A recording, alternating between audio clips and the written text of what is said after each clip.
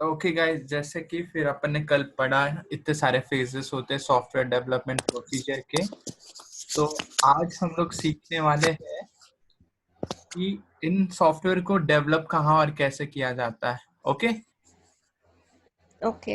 तो बेसिकली जो भी एक प्रोडक्ट होता है ना, उसे डेवलप करने के लिए, उसे टेस्ट करने के लिए और उसे लाइव करने के लिए 3 अलग अलग एनवायरनमेंट होते हैं। तो जैसे कि सबसे पहला एनवायरनमेंट होता है डेवलपमेंट एनवायरनमेंट। हर एक डेवलपर का एक अलग एनवायरनमेंट होता है और उसका सबका उसको उस एनवायरनमेंट को एक्सेस करने के लिए उनके खुद के यूआरएल होते हैं। जैसे कि यहाँ पे एक एग्जांपल है, सपोज ये राज करके डेवलपर है तो उसका यूआरएल होगा raj@paytm.com, pankaj.paytm.com। मतलब सारे डेवलपर के एनवायरनमेंट अलग होते हैं, हमेशा याद रखना ये चीज। ठीक है। तो सपोज किसी डेवलपर को कुछ फीचर्स असाइन हुए उसे डेवलप करने के लिए, तो वो उसे डेवलप करता है। एक सेंट्रल रिपोजिटरी होती है जहाँ पे सारा सारा कोड, सारे मेटाडेटा, सारी फंक्शनैलिटी स्टोर होती है। तो सबसे पहले एक डेवलपर फीचर को डेवलप करता है और उसे उस सेंट्रल रिपोजिटरी में डिप्लॉय करता है। ये वर्ड जरूर इंपॉर्टेंट है, याद रखना। ठीक है। डिप्लॉय करने के बाद जैसे ये डिप्लॉय हो जाता है तो जो क्यूए रहता है, क्यूए लोगों का अलग सा कोई इंस्टेंस नहीं होता है, कोई अलग सा एनवायरनमेंट नहीं होता है। उनके लिए एक ही एनवायरनमेंट होता है जो कि होता है टेस्टिंग एनवायरनमेंट। इसलिए जितने भी क्यूए होते हैं टीम में वो एक ही यूआरएल पे काम करते हैं। ठीक है। तो फिर उसके बाद जैसे कोई भी फीचर डिप्लॉय हो जाता है सेंट्रल रिपोजिटरी में, तो क्यूए लोग क्या करते हैं, उस सेंट्रल रिपोजिटरी से उस फीचर को इंस्टॉल कर लेते हैं अपने टेस्टिंग एनवायरनमेंट में। जैसा टेस्टिंग एनवायरनमेंट में ये फीचर इंस्टॉल हो जाता है, फिर क्यूए स्टार्ट करते हैं उनकी टेस्टिंग और वेरिफिकेशन करना। वेरिफिकेशन करते करते सपोज किसी क्यूए को एक बग मिल जाता है, तो डेवलपर और क्यूए का डायरेक्ट कम्युनिकेशन नहीं होता है। उनके बीच में एक इंटरमीडिएट प्लेटफॉर्म होता है जो कि होता है बग ट्रैकिंग टूल। तो जैसे कि ये सारे एग्जांपल है जो बग ट्रैकिंग टूल है। तो सबसे फेमस है जीरा। तो जैसे भी कोई भी बग मिलता है किसी भी टेस्टर को, वो जीरा में एक बग लॉक करता है और वो बग किसी एक डेवलपर को असाइन करता है, या ऑटोमेटिकली असाइन होता है या प्रोजेक्ट मैनेजर असाइन करते हैं। ठीक है। तो यहाँ तक समझ गया। 2 अलग टाइप के हाँ। एनवायरनमेंट होते हैं, डेवलपमेंट एनवायरनमेंट जो हर डेवलपर का स्पेशल होता है, और टेस्ट एनवायरनमेंट होता है, टेस्टिंग एनवायरनमेंट जो हर क्यूए के लिए एक ही एनवायरनमेंट होता है। तो ये तो Okay. कंपनी वाइज अलग अलग होता होगा ना। हाँ इट्स डिपेंड, पर टूल। हाँ इट्स डिपेंड कि कभी कभी क्या होता है कि डेवलपमेंट का एक सबका अलग अलग इंस्टेंस होता है। टेस्टिंग के डिफरेंट डिफरेंट इंस्टेंस हो सकते हैं। जैसे उनमें डिफरेंशिएट कैसे करोगी, एक होता है पार्शियल कॉपी सैंडबॉक्स। सैंडबॉक्स मतलब ये एनवायरनमेंट। पार्शियल कॉपी होता है जो प्रोडक्शन का थोड़ा सा पार्ट अपने उस एनवायरनमेंट में इंस्टॉल होता है। ठीक है। एक फुल कॉपी सैंडबॉक्स होता है। फुल कॉपी मतलब एकदम रेप्लिका होता है प्रोडक्शन एनवायरनमेंट का। ठीक है। समझ के, इट्स डिपेंड पूरा, मतलब हर कंपनी का अलग अलग होता है, बट एक स्टैंडर्ड मैंने तुम्हें बता दिया कि 2 ही टाइप के सैंडबॉक्सेस या 2 ही टाइप के एनवायरनमेंट होते हैं जहाँ पे टेस्टिंग और डेवलपमेंट होती है। ठीक है। प्रोडक्शन एनवायरनमेंट होता है, प्रोडक्शन को सैंडबॉक्स नहीं बोलते हैं क्योंकि वहाँ पे टेस्टिंग वेस्टिंग कुछ नहीं होती, वहाँ पे लाइव यूजर्स होते हैं और वहाँ पे बिजनेस चलता है। ठीक है। यहाँ तक समझ गया कि जैसे एक डेवलपर को कुछ फीचर डेवलप करने के लिए असाइन होते हैं, वो उसे डेवलप करता है, उसे सेंट्रल रिपोजिटरी में वो इंस्टॉल डिप्लॉय कर देता है। डिप्लॉय होने के बाद टेस्ट इंजीनियर क्या करते हैं, उस बिल्ड को वो लोग इंस्टॉल करते हैं अपने टेस्टिंग एनवायरनमेंट में और उसे वेरिफिकेशन करना स्टार्ट कर देते हैं। जैसे वेरिफिकेशन करते टाइम कोई बग वग मिल गया उन लोग को, तो वो किसी एक प्लेटफॉर्म को यूज करके उस बग को रिपोर्ट करते हैं। और रिपोर्ट करने के बाद वो जो जीरा टिकट बना हुआ है वो किसी ना किसी एक डेवलपर को असाइन हो जाता है। ठीक है। यहाँ तक हो गया। जैसे इंस्टॉलेशन हो गया, वेरिफिकेशन हो गया, क्यूए ने वेरीफाइड कर दिया कि हाँ जैसे रिक्वायरमेंट है उस हिसाब से सारे फीचर डेवलप हो गए हैं, तो उस फीचर को प्रोडक्शन एनवायरनमेंट में रिलीज करते हैं। ठीक है।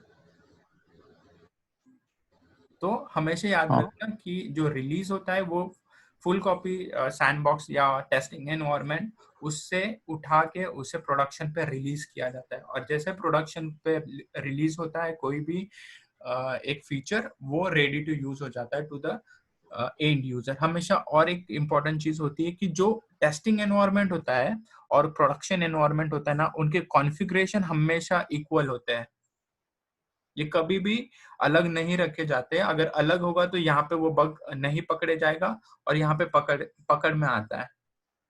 तो हमेशा जो भी एनवायरनमेंट के कॉन्फ़िगरेशन होते हैं, जो भी मेटा डेटा होता है, जो भी मतलब जो भी इंपॉर्टेंट चीजें होती है, दोनों एनवायरनमेंट की सेम होती है।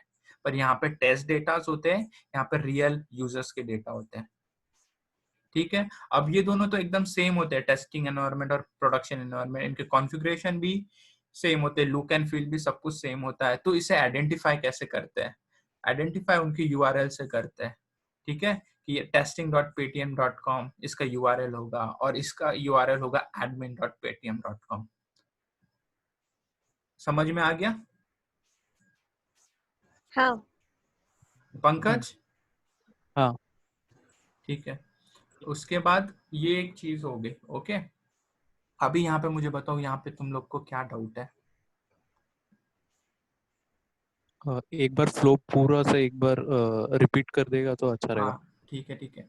ओके, तो जैसे भी रिक्वायरमेंट डॉक्यूमेंट आ जाती है डेवलपर के पास, डेवलपर उस रिक्वायरमेंट डॉक्यूमेंट को रेफर करके उस फीचर को डेवलप करना स्टार्ट कर देता है। जैसे फीचर डेवलप हो जाता है, उस पर सबसे पहले वो व्हाइट बॉक्स टेस्टिंग करता है। व्हाइट बॉक्स टेस्टिंग पास होने के बाद वो फीचर को वो एक सेंट्रल रिपोजिटरी होती है, यहाँ पे सब कुछ कोड वोड जो फीचर विचर है वो सब कुछ यहाँ पे स्टोर होते हैं। तो वो फिर क्या करता है, उस फीचर को जिसको उसने डेवलप किया है वो डिप्लॉय कर देता है यहाँ पे। ठीक है, ठीक है। जैसे डिप्लॉयमेंट हो जाती है तो क्यूए क्यूए क्या करता है, उस फीचर को वो अपने एनवायरनमेंट में इंस्टॉल कर लेता है। ठीक है, जैसे इंस्टॉलेशन हो जाता है उस पर वेरिफिकेशन स्टार्ट कर देता है। वेरिफिकेशन करते करते अगर उसे कोई बग मिलता है तो वो बग जीरा या बग ट्रैकिंग टूल में रिपोर्ट करता है, और वो जीरा या जो भी उसने रिपोर्ट किया है किसी ना किसी एक डेवलपर को लाइक असाइन हो जाता है। फिर डेवलपर उस बग को फिक्स करने लगता है, और फिक्स होने के बाद फिर से डिप्लॉय करता है, फिर से क्यूए इंस्टॉल करके उसे रीवेरीफाई करता है। ठीक है, फिर उसके बाद जैसे इंस्टॉलेशन हो गया, क्यूए ने इसे वेरीफाई कर दिया, सब कुछ सही है। फिर उसके बाद क्यूए क्या करता है कि रिलीज मैनेजर को बोलता है कि we are ready to release the feature on the production environment. So release manager उस फीचर को डायरेक्टली प्रोडक्शन पे रिलीज कर देता है। Okay. ठीक है, अब इन एनवायरनमेंट्स को डिफरेंशिएट करते हैं उनके यूआरएल से। ठीक है, जैसे डेवलपर का किसी का इंस्टेंस होता है तो उसका खुद के नाम का, और जैसे यहाँ पे एग्जांपल है developer.paytm.com। टेस्टिंग एनवायरनमेंट एक ही होती है जिस पर पूरी टेस्टिंग होती है, उसका होता है testing.paytm.com, और प्रोडक्शन का admin.paytm.com। तो कभी भी किसी भी किसी भी इंस्टेंस या किसी भी सैंडबॉक्स या किसी भी एनवायरनमेंट को आइडेंटिफाई करना रहना होगा तो सबसे पहले उसकी यूआरएल को चेक करना चाहिए कि तुम सही जगह पे तो टेस्टिंग कर रहे हो ना। कभी कभी कंफ्यूजन हो जाता है कि कहाँ पे मैंने कुछ गलत तो नहीं कर दिया ना, जहाँ पे अगर सपोज ऐसा हुआ कि तुम्हें टेस्टिंग करनी थी टेस्टिंग एनवायरनमेंट में, बट तुमने वेरीफाई नहीं किया और प्रोडक्शन पे जाके टेस्टिंग करने लग गए। तो as a good QA you should always keep a eye on URL and redirections. Got it guys? समझ गए यहाँ पे सब Yeah. कुछ? हाँ हाँ। Yes. ओके, यहाँ पे कुछ क्वेश्चन है? नहीं। ठीक है, नहीं। अभी जैसे कि यहाँ पे लिखा है बग, तो और एक चीज बताता हूँ कि बग की ना दो प्रॉपर्टीज होती है, बहुत ही इंपॉर्टेंट प्रॉपर्टी होती है। जैसे हमारी प्रॉपर्टी हमारा फोन नंबर होता है, हमारा नाम, फर्स्ट नेम, लास्ट नेम, हमारा एड्रेस या कुछ भी। तो बग की भी दो प्रॉपर्टी होती है। तो बग की दो प्रॉपर्टी होती है, उसकी प्रायोरिटी और उसकी सिवियरिटी। प्रायोरिटी क्या होती है कि ये बग कितने जल्दी फिक्स होना चाहिए, ठीक है, और सिवियरिटी ये होती है कि इस बग से रियल बिजनेस पे कितना इम्पैक्ट हो रहा है। तो बग की दो प्रॉपर्टी होती है, एक प्रायोरिटी और एक सिवियरिटी। समझ गया प्रायोरिटी और सिवियरिटी क्या रहती है? हाँ। ठीक है ना। प्रायोरिटी मतलब वो बग को कितने जल्दी फिक्स करना है, और सिवेरिटी बताता है कि इस बग का इस बिजनेस पे क्या इम्पैक्ट पड़ रहा है। ठीक है, तो एक मैं तुम्हें यूआई दिखाता हूँ, जीरा कैसे दिखता है और बग कैसे रिपोर्ट करते हैं। तो एक सेकेंड, ये जीरा का इंटरफेस है पूरा, ये उसका डेस्कटॉप है, डेस्कटॉप व्यू है। अगर किसी भी क्यूए को अगर कोई भी बग रिपोर्ट करना रहा तो वो जीरा पे जाता है, उसे क्रिएट करता है। यहाँ पे तुम्हारे प्रोजेक्ट का नाम रहता है। सपोज यहाँ पे एक एग्जांपल है सेल्स टेक्नोलॉजी जीरा। अभी वो पूछता है, मतलब जीरे में एक ऑप्शन होता है कि ये जो तुम इशू लॉक कर रहे हो वो किस टाइप का है, वो बग है या फिर कोई इम्प्रूवमेंट है या फिर कोई टास्क है या फिर कोई नया फीचर बनाना है या फिर कोई इपिक है। तो अभी के लिए हम लोग सिर्फ बग के बारे में सोच रहे हैं। ठीक है, बग हो गया। फिर यहाँ पे तुम्हें समरी लिखना पड़ता है कि क्या प्रॉब्लम है या क्या इशू है। तो सपोज किसी ने लिखा कि अनेबल टू लॉग इन। ठीक है, फिर वो पूछता है कि कौन से कंपोनेंट में, अगर कंपोनेंट होगा तो कंपोनेंट डाल दो, नहीं होगा तो मत डालो।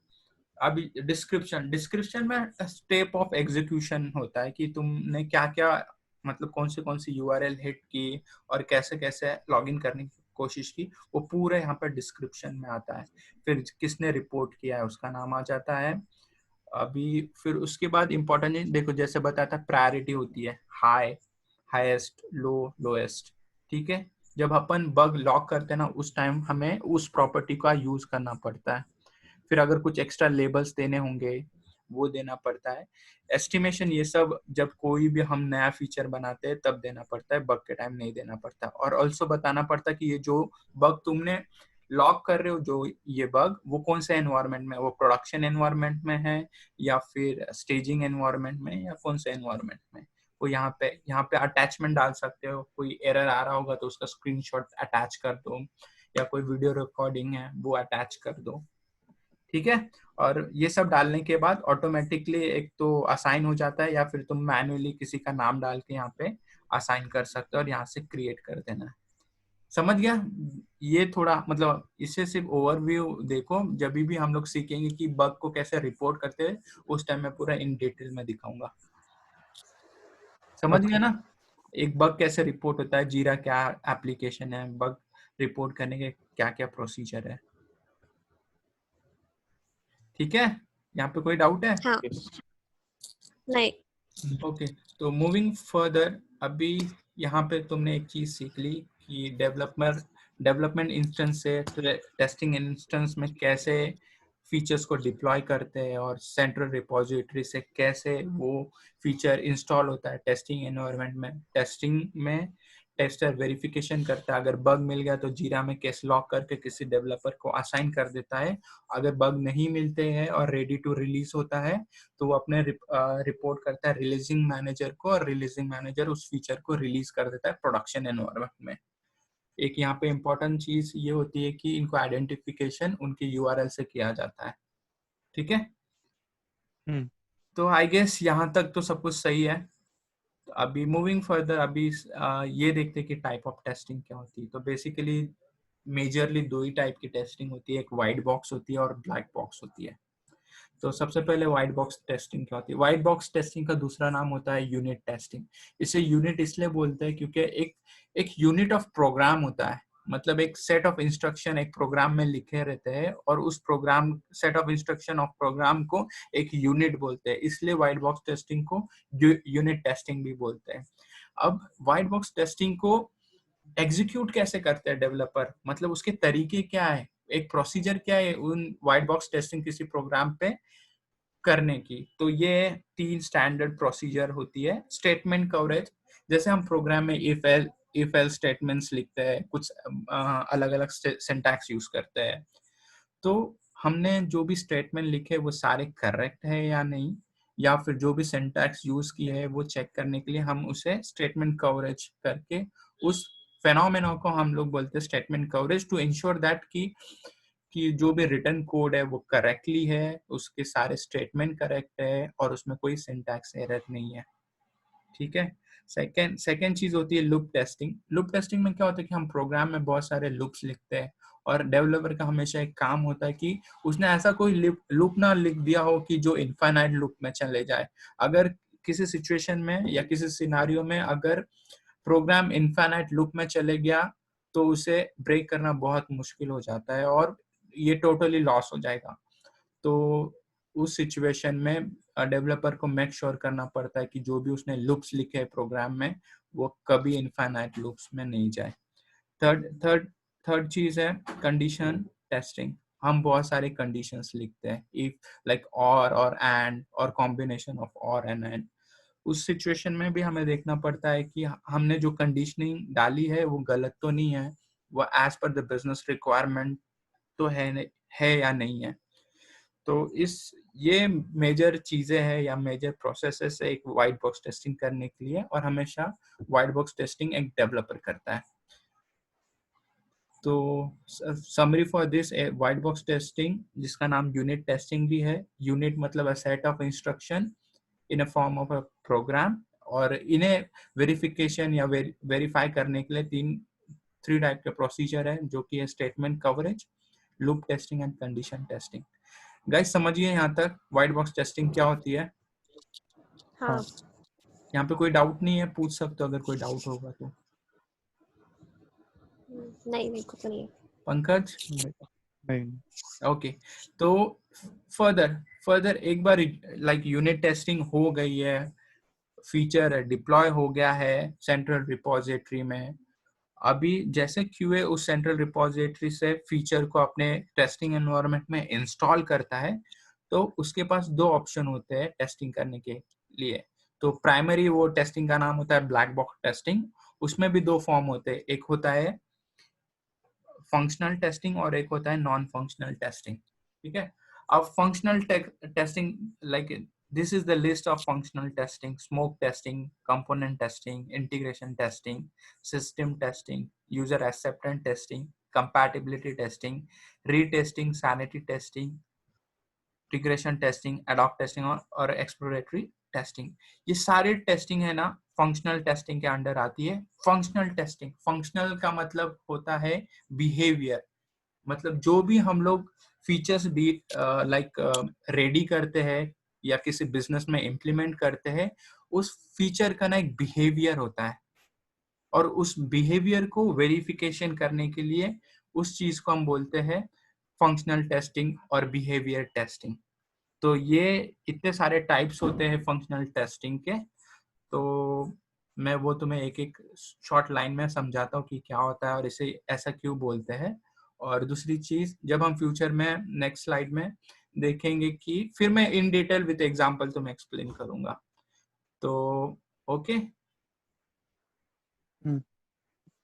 ठीक है। दूसरी टाइप की टेस्टिंग होती है नॉन फंक्शनल। नॉन फंक्शनल मतलब लुक एंड फील पे टेस्टिंग करना, या किसी फीचर के परफॉर्मेंस या किसी ऐप के परफॉर्मेंस को टेस्ट करना, उसे बोलते हैं नॉन फंक्शनल। उसमें उस कंपोनेंट या उस फीचर का बिहेवियर टेस्ट नहीं करते हैं। ठीक है। तो उसके टाइप होते हैं load testing, localisation testing, internationalisation testing, performance testing, recover testing, security testing, scalability testing, trace testing, usability testing and volume testing. तो ठीक है, यहाँ तक तो तुम लोग समझ गए हो कि क्या है। और इन टेस्टिंग मतलब ये सारे नॉन फंक्शनल और फंक्शनल टेस्टिंग के टाइप्स है। ठीक है। नॉन फंक्शनल और functional testing like are the two branches of black box testing. ठीक है। तो सबसे पहले एक शॉर्ट में बताता हूँ कि स्मोक टेस्टिंग क्या होती है। ठीक है। तो कभी भी जब कोई भी डेवलपर किसी फीचर को डिप्लॉय करता है सेंट्रल रिपोजिटरी में, उसे एक बिल्ड बोलते हैं। ठीक है। एक बिल्ड को इंस्टॉल करना मतलब एक बिल्ड को डिप्लॉय करना। बिल्ड क्या होता है? Build is a set of collection of features, छोटे छोटे फीचर, लॉगिन पेज, फिर साइन अप पेज। वो एक मतलब उस चीज को बिल्ड करने के बाद उसे हम डिप्लॉय करते हैं सेंट्रल रिपोजिटरी में। तो उस चीज को, पर्टिकुलर पैकेज को हम लोग बिल्ड बोलते हैं। समझ गया कि ये बिल्ड क्या होता है? अ set of collection of a feature or a package. हम्म ठीक है, बिल्ट होता है। तो जैसे अब बिल्ट जैसे यहाँ पे इंस्टॉल लाइक डिप्लॉय हो गया, तो क्यूए जब यहाँ पे इंस्टॉल करता है ना, तो सबसे पहले टेस्टिंग वो स्मोक टेस्टिंग करता है। और इस टेस्टिंग का दूसरा नाम होता है बिल्ट एक्सेप्टेंस टेस्टिंग। मतलब क्यूए ने इस बिल्ड को एक्सेप्ट कर लिया है और ये उसके सिस्टम में इंस्टॉल हो चुका है। तो कभी भी कोई भी ऐप हम लोग सबसे पहले इंस्टॉल करने के बाद हम उसके बेसिक फीचर को टेस्ट करते हैं। जैसे कि व्हाट्सएप हो गया, टेक्स्ट मैसेज भेजते हैं, कॉलिंग करते हैं, वीडियो कॉलिंग करते हैं, डीपी चेंज करते हैं, स्टोरी लगाते हैं। ये बेसिक एक एप्लीकेशन का फीचर हो गया व्हाट्सएप के। तो उस बेसिक चीजों को वेरीफाई करने के लिए हम एक क्विक और फर्स्ट टेस्टिंग करते हैं, उसका नाम होता है स्मोक टेस्टिंग। ठीक है, Okay. मतलब बेसिक एंड क्रिटिकल फीचर हम उस फीचर का करते हैं, इसलिए उसको स्मोक टेस्टिंग करते हैं कहते हैं। ठीक है, Okay. ओके। तो अभी मतलब अभी के लिए सिर्फ डेफिनेशन ही देख लो, इन फ्यूचर में तुम्हें डेमो के साथ बताऊंगा। अब कंपोनेंट टेस्टिंग क्या होता है? कंपोनेंट मतलब क्या होता है पता है क्या? जैसे एक यूजर नेम एक पासवर्ड होता है, ठीक है, यूजर नेम एक अलग कंपोनेंट हो गया, पासवर्ड एक अलग कंपोनेंट हो गया, लॉगिन बटन अलग कंपोनेंट हो गया। तो यूजर नेम का क्या होता है प्रॉपर्टी? यूजर नेम में एक तो हम नाम डाल सकते हैं, अल्फा न्यूमेरिक ये डाल सकते हैं, अल्फाबेट्स डाल सकते हैं। वो उसका काम होता है उस अल्फाबेट को लेना और उसमें स्टोर करना। ठीक है, और वो जो एंड यूजर होता है उसे विजिबल होता है। पासवर्ड, पासवर्ड की प्रॉपर्टी क्या होती है? पासवर्ड क्या करता है, उसमें अल्फा न्यूमेरिक टेक्स्ट लेता है, बट वो हमेशा इनक्रिप्टेड फॉर्म में होता है, वो किसी को नहीं दिखता है। ठीक है, ये उसकी प्रॉपर्टी होगी, वो एक अलग कंपोनेंट हो गया। लॉगिन बटन, लॉगिन बटन की दो प्रॉपर्टी होती है, on click and on enter. अगर मैंने उस बटन पे ऑन क्लिक किया तो उसने लॉग इन करना चाहिए, और उसके पीछे जो भी एक दूसरा पेज का लिंक होता है उस पर वो रिडायरेक्ट होना चाहिए। या फिर ऑन एंटर, अगर लॉगिन बटन पे मतलब मैंने यूजर नेम और पासवर्ड फिल किया और एंटर बटन डाला, तो वो एक लॉगिन बटन की प्रॉपर्टी होती है कि वो नेक्स्ट पेज पे रिडायरेक्ट कर दे। तो उस कंपोनेंट्स को स्पेशली चेक करना, उसे कंपोनेंट टेस्टिंग बोलते हैं। ओके गाइस, समझ गया कंपोनेंट टेस्टिंग क्या होती है? हम्म इंटीग्रेशन टेस्टिंग। अब इंटीग्रेशन क्या होता है पता है क्या? इंटीग्रेशन एक जैसे जीमेल है, जीमेल में कभी भी तुम क्या करते हो पता है कि एक मेल कंपोज करते हो बट किसी को सेंड नहीं करते हो, तो वो ऑटोमेटिकली क्या होता है, उस जीमेल के ड्राफ्ट में वो ईमेल मूव हो जाता है। ठीक है, मतलब एक एक कंपोनेंट से दूसरे कंपोनेंट में डेटा फ्लो हो जाता है।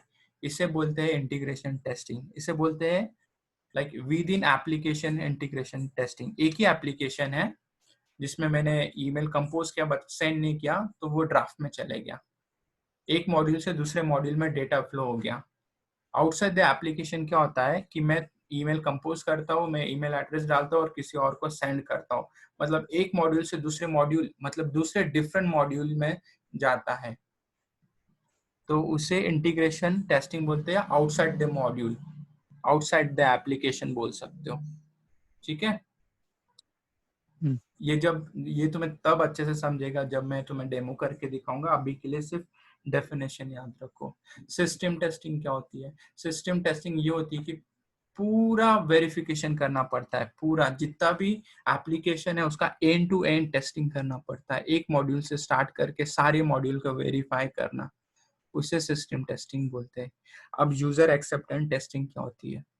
यूजर एक्सेप्टेंस, हम जब भी एक एप्लीकेशन को डिप्लॉय करके उसका वेरिफिकेशन कर देते हैं, तो उसे रिलीज करने से पहले हम ना कुछ क्लाइंट्स को वो एप्लीकेशन यूज करने के लिए देते हैं रिलीज करने से पहले, कि हमने हमारे एंड से टेस्टिंग कर ली है, आप भी एक बार आपके एंड से टेस्टिंग कर लो, और हम लाइक अगर सब कुछ सही रहा आपके भी ओर से तो हम इसे रिलीज कर देंगे।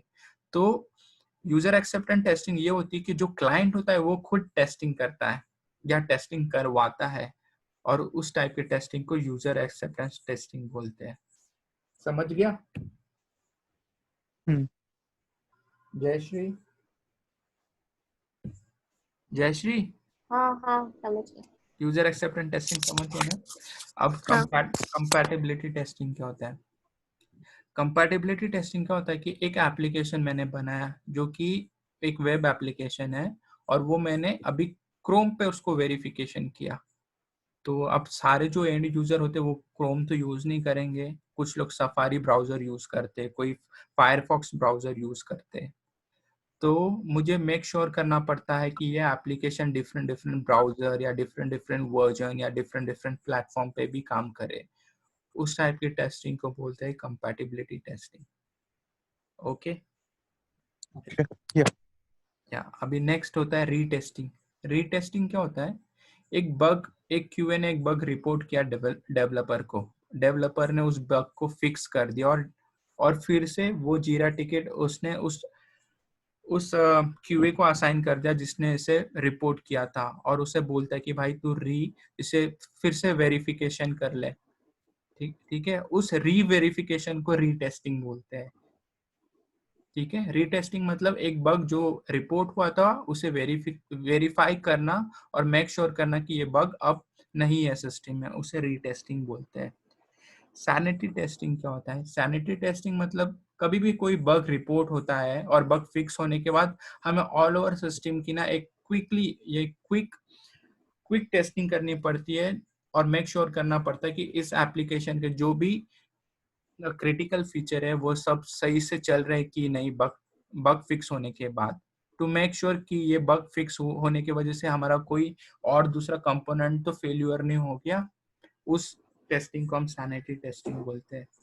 अब रिग्रेशन टेस्टिंग क्या होता है, रिग्रेट अभी सारे एक एप्लीकेशन में बहुत सारे मॉड्यूल्स होते हैं और सारे मॉड्यूल्स एक दूसरे से इंटीग्रेटेड होते हैं।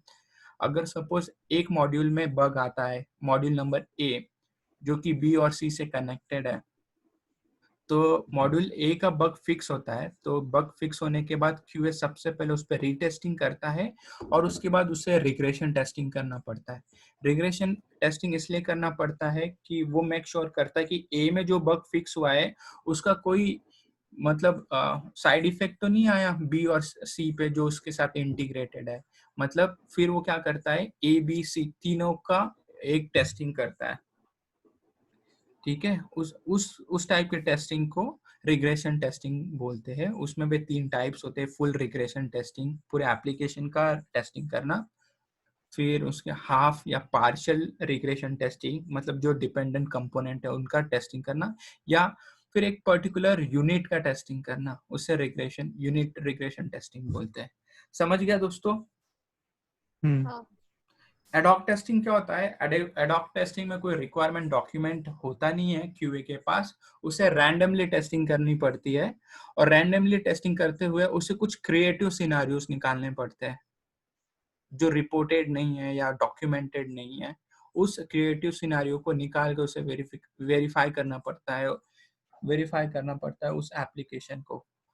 तो फिर उस टाइप के टेस्टिंग को एडॉक टेस्टिंग बोलते हैं। No requirement documentation, random testing and to find the critical situation और creative scenarios to make sure the system failure, like there is no system failure.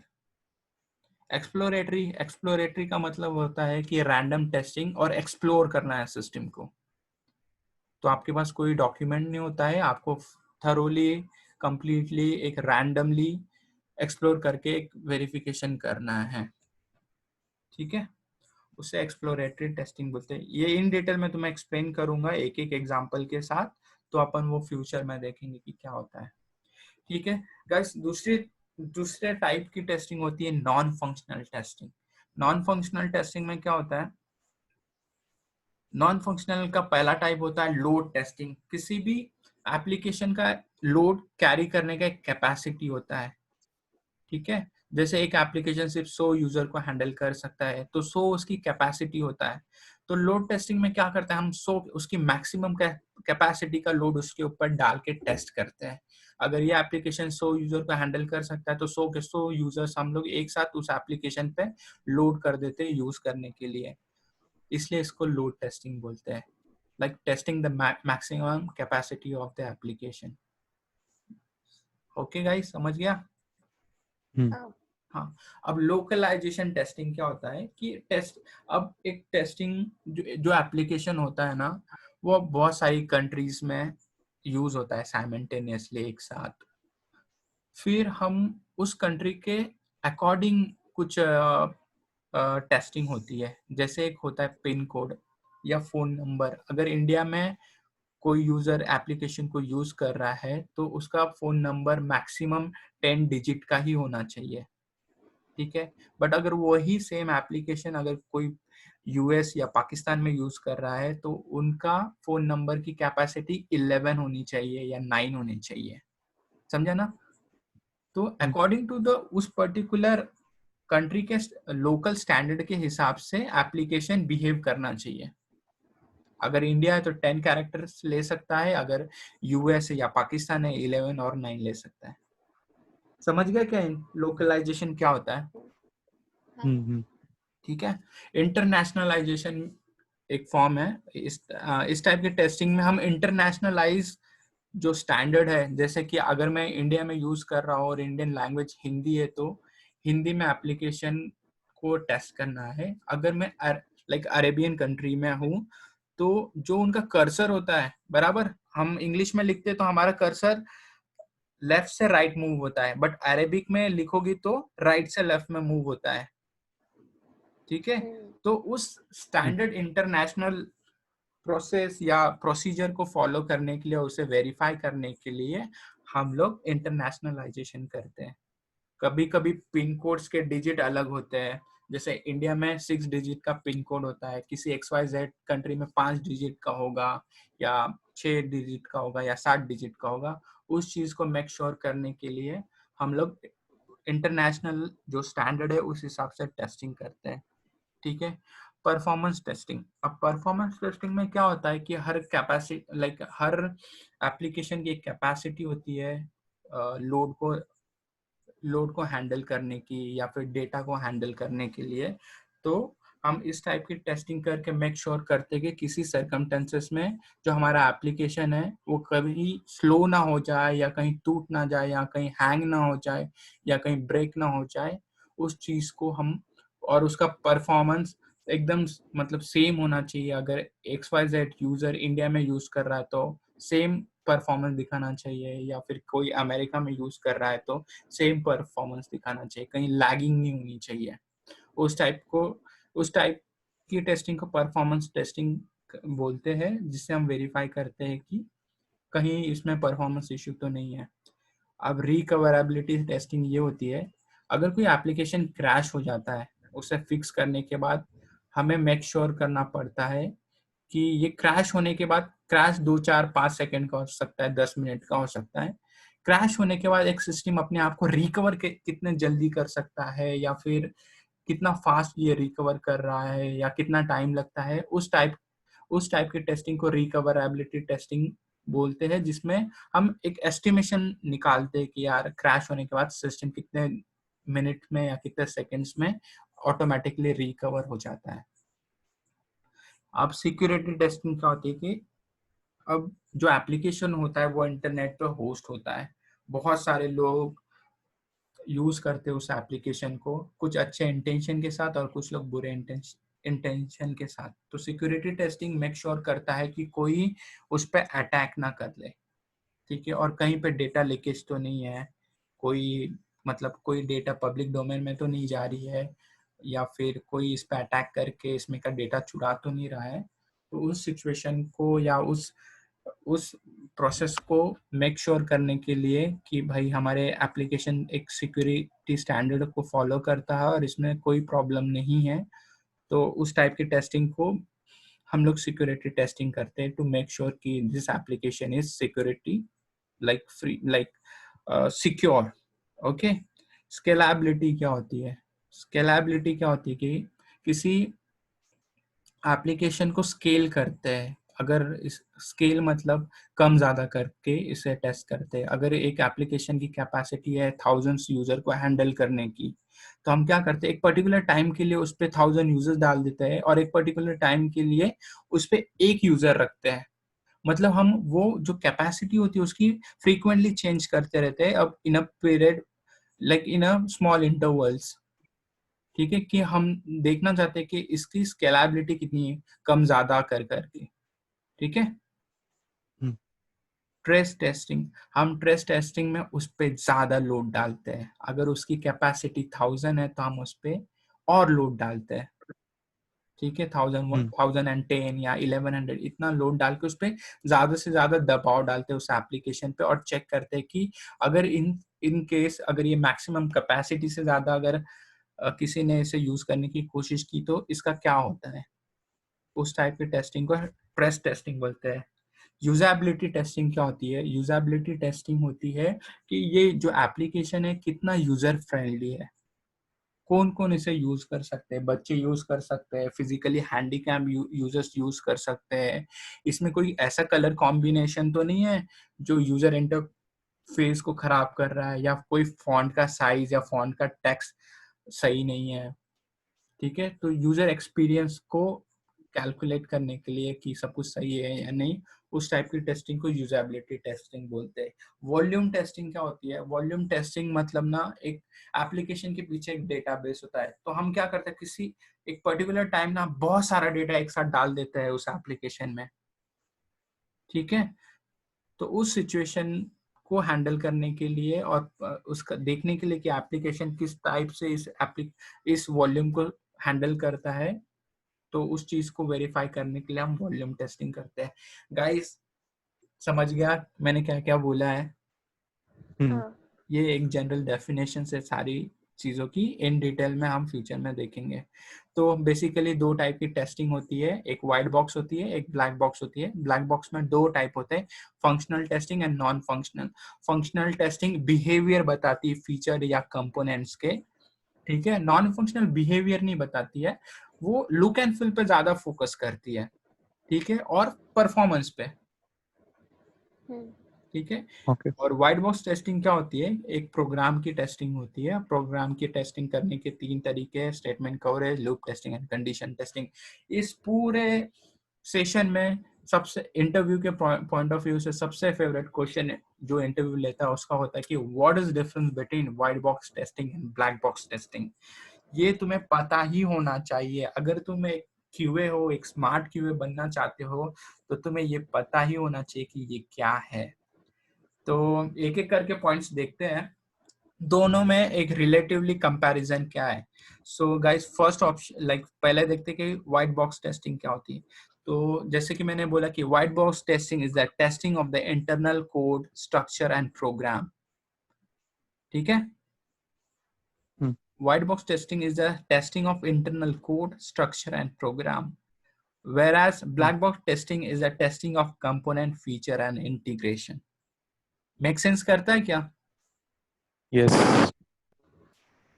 जय श्री, हेलो। हाँ, हाँ, Make sense कर रहा है ना? Internal white box testing is the testing of internal code, structure, and program. Black box testing is the testing of component, feature, and integration. हाँ, ठीक है। व्हाइट बॉक्स टेस्टिंग को स्ट्रक्चरल टेस्टिंग भी बोलते हैं, वेयरएज ब्लैक बॉक्स टेस्टिंग को behaviour testing बोलते हैं, ठीक है। व्हाइट बॉक्स टेस्टिंग करने के लिए तुम्हें प्रोग्रामिंग का नॉलेज होना जरूरी है। ब्लैक बॉक्स टेस्टिंग के लिए प्रोग्रामिंग नॉलेज हो या ना हो कोई फर्क नहीं पड़ता है, ठीक है। व्हाइट बॉक्स टेस्टिंग को क्लोज बॉक्स टेस्टिंग भी बोलते हैं, क्योंकि हम इनर फंक्शनैलिटीज को टेस्ट करते हैं, आउटर नहीं, इनर, इसलिए से क्लोज बॉक्स भी बोलते हैं। और हम आउटर मतलब एप्लीकेशन का आउटर सरफेस को टेस्ट करते हैं, इसलिए इसको ओपन बॉक्स टेस्टिंग बोलते हैं। व्हाइट बॉक्स टेस्टिंग डेवलपर से परफॉर्म होती है, ब्लैक बॉक्स टेस्टिंग टेस्टर या क्यूए से परफॉर्म होती है। और लास्ट डिफरेंस होता है, तुम बता सकते हो कि व्हाइट बॉक्स टेस्टिंग के टाइप्स क्या होता है। टाइप्स होते हैं statement coverage, loop testing, condition testing. Black box testing के दो टाइप्स होते हैं, फंक्शनल एंड नॉन फंक्शनल। अगर चाहिए तो कुछ एग्जांपल भी दे सकते हो टेस्टिंग के। ठीक है। सो गाइस, अभी के लिए इस स्लाइड में इतना ही है। इन फ्यूचर हम एक एक करके टेस्टिंग्स को देखेंगे। अभी मुझे बताओ यहाँ पे डाउट्स किसको है और क्या है? नहीं, मुझे तो नहीं है। मुझे sanity testing. Sanity testing, okay. Sanity, suppose एक क्यूए ने बग को रिपोर्ट किया, ठीक है। बग को रिपोर्ट किया, बग का जीरा टिकट है वो डेवलपर के पास जाता है, डेवलपर उसे देखता है, उसे लगता है कि ये बग है तो उस बग को फिक्स करता है। ठीक है, फिक्स करने के बाद जो जिस जिस बंदे ने उसे रिपोर्ट किया रहता है वो उसे फिर से वो टिकट असाइन करता है और बोलता है कि भाई मैंने ये चीज को फिक्स कर दिया है, तो इसे रीटेस्ट कर।